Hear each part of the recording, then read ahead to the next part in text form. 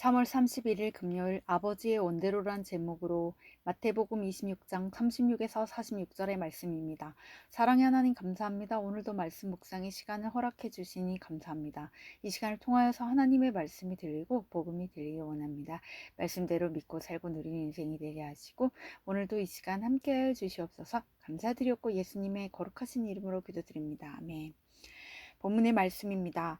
이에 예수께서 제자들과 함께 겟세마네라 하는 곳에 이르러 제자들에게 이르시되 내가 저기 가서 기도할 동안에 너희는 여기 앉아 있으라 하시고 베드로와 세베대의 두 아들을 데리고 가실새 고민하고 슬퍼하사 이에 말씀하시되 내 마음이 매우 고민하여 죽게 되었으니 너희는 여기 머물러 나와 함께 깨어 있으라 하시고 조금 나아가서 얼굴을 땅에 대시고 엎드려 기도하여 이르시되 내 아버지여 만일 할만하시거든 이 잔을 내게서 지나가게 하옵소서. 그러나 나의 원대로 마시옵고 아버지의 원대로 하옵소서 하시고 제자들에게 오사 그 자는 것을 보시고 베드로에게 말씀하시되 너희가 나와 함께 한 시간도 이렇게 깨어 있을 수 없더냐. 시험에 들지 않게 깨어 기도하라. 마음에는 원이로되 육신이 약하도다 하시고 다시 두 번째 나아가 기도하여 이르시되 내 아버지여 만일 내가 마시지 않고는 이 잔이 내게서 지나갈 수 없거든 아버지 원대로 되기를 원하나이다 하시고 다시 오사 보신즉 그들이 자니 이는 그들의 눈이 피곤함일러라.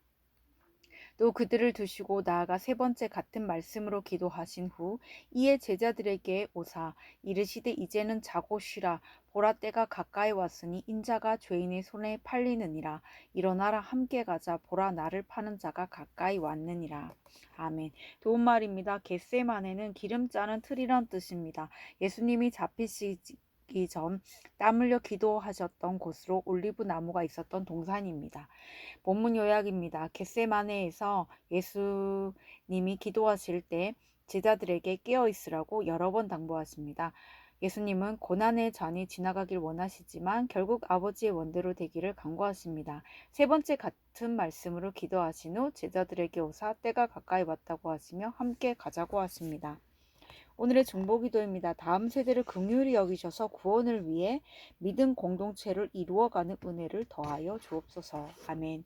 본문 해설입니다. 첫 번째, 나와 함께 깨어있으라. 36에서 38절의 내용입니다.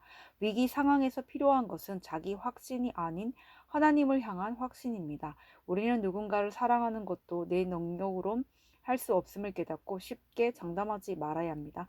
무엇이든 직접 경험해 보기 전에는 쉽게 말하지만 인생을 살아볼수록 헛된 장담이었음을 알게 됩니다. 주를 버리지 않겠다고 장담하던 제자들에게 미리 가르쳐 주신 예수님처럼 우리도 미리 말씀을 듣고 예비해야 합니다. 십자가의 길은 좁고 외롭지만 주님이 먼저 가셨기에 나도 그 길을 따라가도록 도우십니다. 적용 질문입니다. 내가 주님과 함께 깨어 있어야 하는 일은 무엇입니까? 깨어 있지 못한다면 그 이유는 무엇입니까?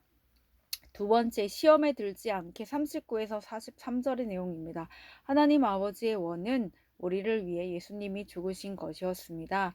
아버지의 원과 내 원이 일치되는 것이 진정한 기도입니다. 하지만 예수께 양육을 받았으나 육신의 약함을 넘어서지 못하는 제자들처럼 우리 또한 연약합니다. 자존심, 쾌락, 중독에서 한시도 깨어 있기 힘드니 쉽게 시험에 듭니다. 말로는 사랑한다고 하면서도 자기 중심적인 죄의 본성을 넘어 피곤한 몸을 깨워 기도하기가 힘듭니다.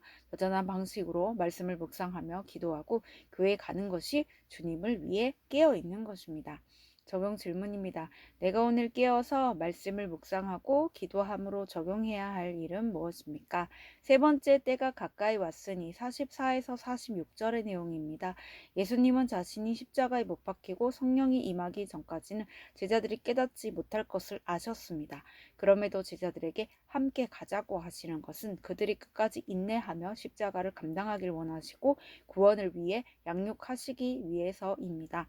각자가 감당해야 할 십자가는 누구도 알지 못하는 외로운 일이지만 주님이 먼저 겪으셨기에 그 고생을 다 아십니다. 때론 구원을 위해 가족에게 포기할 것도 있지만 구원 때문에 끝까지 함께 가며 인내하는 모습을 보여주어야 할 일도 있습니다. 그것이 십자가 사랑입니다. 적용 질문입니다. 때론 포기할 일도 있지만 내가 끝까지 인내하며 함께 가야 할 그 한 사람은 누구입니까?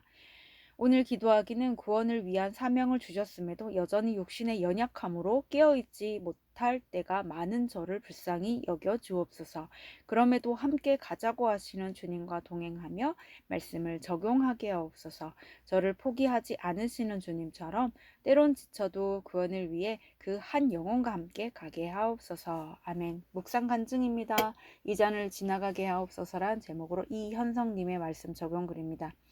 제가 다니던 이전 직장은 스타트업으로 자금 사정이 늘 불안정했고 성과주의로 직원들을 몰아붙였습니다. 그러다 대규모 인원 감축을 거쳐 제가 속한 부서에 존폐 위기까지 찾아왔습니다. 이런 불안을 피해 저는 공동체에 물으며 입사 2년 만에 이직했습니다. 새 직장은 이전 직장과 달리 집과 훨씬 가까운 곳에 있었고 급여도 조금씩 인상되었습니다. 또한 함께 일하는 동료들과도 마음이 잘 통했습니다. 더군다나 대표님이 기독교인으로 신학 대학원까지 다닌다고 하니 저는 하나님의 인도하심이라고 생각했습니다. 그런데 저의 기대와 달리 처리해야 할 일에 비해 일할 사람이 항상 부족했습니다. 그러다 보니 다들 야근을 많이 하는 상황에서 저는 예배와 소그룹 모임을 사수하고자 동료들의 눈치를 보며 퇴근해야 했습니다. 그러던 중 저와 몇몇 동료들은 새 프로젝트를 맡게 되었습니다. 그런데 거기에 한 감독이 투입되어 고객이 원하는 납기를 맞추고자 저희에게 밤샘과 휴일 근무를 당당히 요구했습니다. 납품 기일이 다가올수록 감독은 작정한 듯 사무실 한쪽에 자리를 잡고 밤새 저희를 감시하며 기름을 짜내듯 들들 볶아대었습니다. 그런 상황에서 동료들은 심신이 점점 지치고 힘들어 앞다퉈 불만을 쏟아냈습니다. 그리고 저는 주일 예배까지 드리기 어려워지자 여기가 하나님이 보내신 곳이 아닌가라는 생각을 하게 되었습니다. 급한 일에 치여 주님과 함께 깨어있지 못하니 얼굴을 땅에 대고 엎드리기까지 낮아지신 예수님을 따르지 못하고 불평불만만 앞섰습니다. 내 원대로 이 잔을 피하게 해주시길 기도할 뿐 아버지의 원을 알기를 기도하지 않은 것을 회개합니다. 이제는 100% 오르신 하나님을 신뢰하는 마음으로 공동체에 저의 직장 고난을 나누고 시험에 들지 않게 깨어 기도하겠습니다.